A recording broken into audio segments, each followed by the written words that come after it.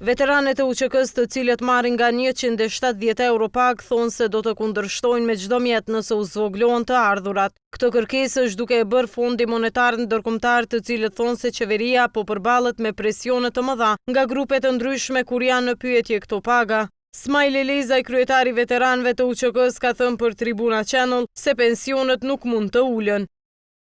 Nuk mund të ulen pensionet përderisa ka kaluar ligji për veteranët në Kuvendin e Kosovës. Kjo nuk mund të ndodhë. Qeveria nuk mund të bëjë ulje më shumë, sepse kështu është miratuar dhe nuk mund të bie nën shifrën minimale.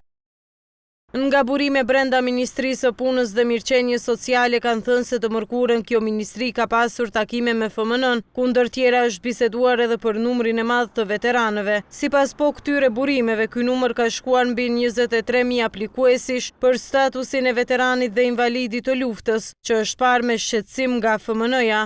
Në fillim nga listat që janë marrë nga shoqatat e veteranëve dhe invalidëve të luftës, numri i tyre ka qenë rreth 14.000 veteran, por ky numër është rritur vazhdimisht duke kaluar tashmë shifrën prej 23.000 aplikuesish. FMN dhe Ministria e Punës dhe Mirëqenies Sociale janë duke pritur listat përfundimtare nga Komisioni Qeveritar për njojën e statusit të veteranëve për të vendosur më tutje. Jemi në pritje të listave përfundimtare dhe besoj që deri në fund të këtij muaji, që ka mbetur çështje ditësh, do të marrim edhe listat me numrin e saktë të veteranëve. Është vërtet shqetësues ky numër për të cilin ka kritika edhe nga FMN-ja, thot ky burim. Në rast të një marrëveshjeje siç kërkon FMN-ja, atëherë është i domosdoshëm ndryshimi i ligjit për veteranët, pasi aty thuhet se veterani luftëtar duhet të marrë pensionin jo më të vogël se paga minimale, në vende që në Kosovë është 130 euro për personat nën moshën 35 vjeç e 170 për ata mbi këtë moshë. Nëse ndodh një gjë e tillë, veteranët ditë më parë kanë paralajmëruar revoltë dhe kundërshtime në të gjitha mënyrat.